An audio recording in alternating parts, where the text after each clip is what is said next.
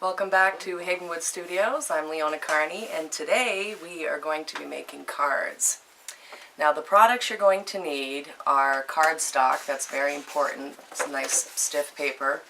You're going to want an economy-sized paper cutter. You're going to want glue, of course, and then all of the different varieties of cardstocks. I save old wrapping paper and reuse it. I save ribbons. You can get a lot of nice different varieties. So what you want to do is you want to start with a piece of cardstock.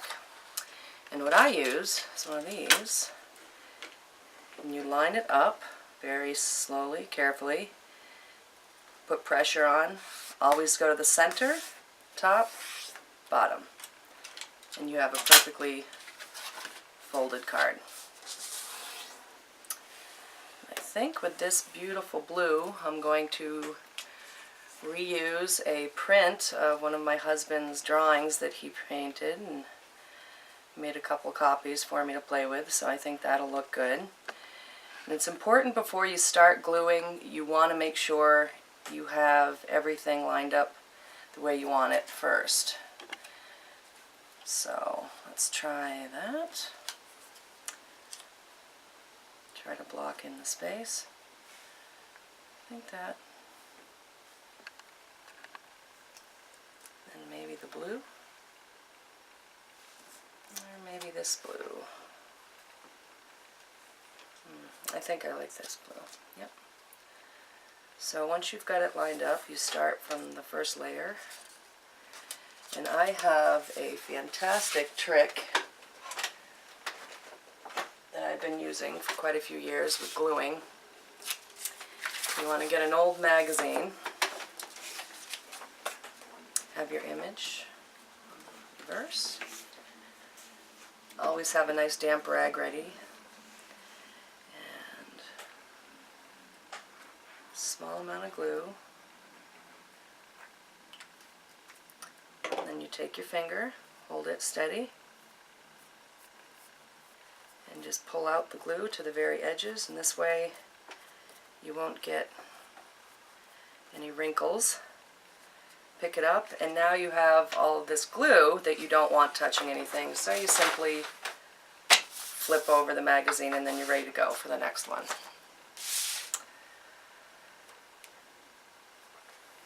Try to find a good center here. Usually it's pretty easy, especially with something with the white border where you can see you can line it up pretty well. Always start from the center and move outward so that you don't get any wrinkles or bubbles.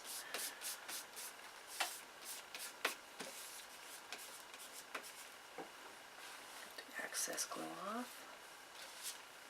And I think that looks pretty good. So, next layer.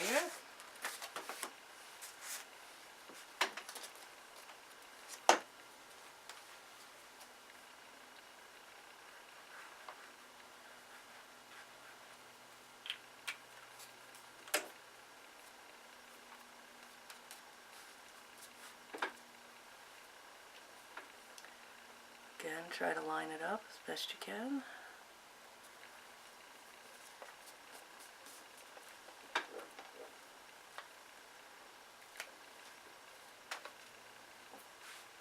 Looks pretty good.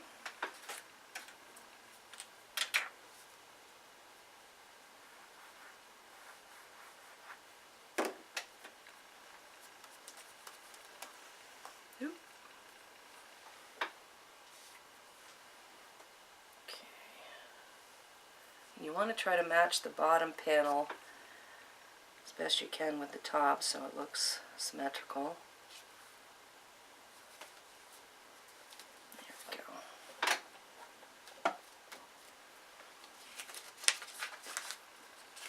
Big fresh page.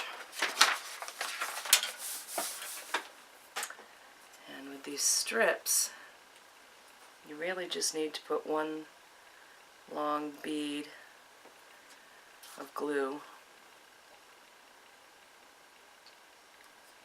and then just wipe it out like this.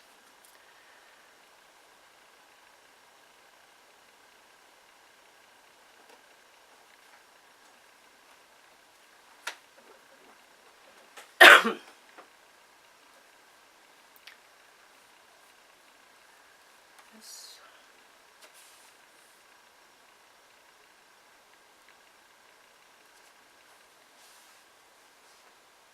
And there you have the first cover, and I always like to put something nice on the inside. So let's see what we have here. Since this is such a dark background, you're going to want to put something light down so that when you're ready to give the card, you have a surface that's easy to read. So I think that's what we're going to do with this.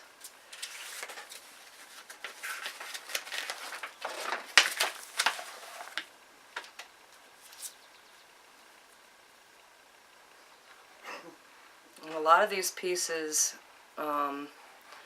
are scraps of other projects, and you know, I try to use and reuse everything, so it's fairly cost effective. You can actually pretty quickly build up quite a supply of cardstock just by saving your wrapping paper and ribbons and such. And then of course, you know, whenever you see new cardstock, you just have to get it. And there we go. So now we've got the nice surface to write, and I think this would look nice. There's something here too. Now if you notice, coordinating the colors and reusing some of the same patterned paper, but doing it in an opposite way so it matches, but it looks a little different on the inside too. It gives a little variety.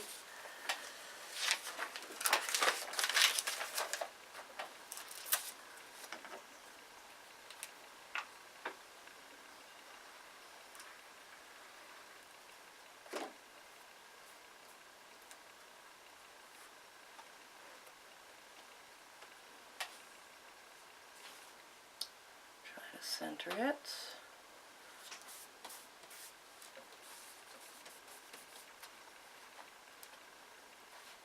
Looks good. And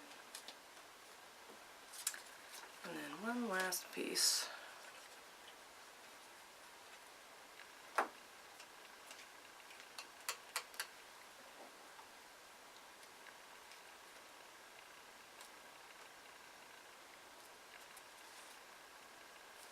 And there you have it. One card down and a couple million more to go.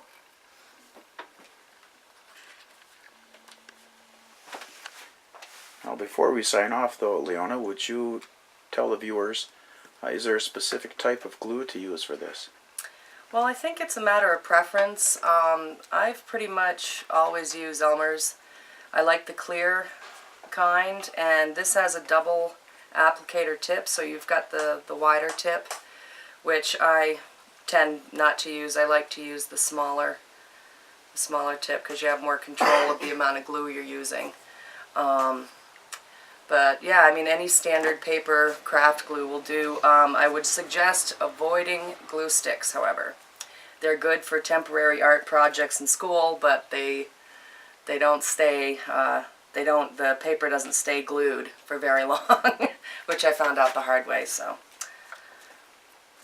Good old Elmer's.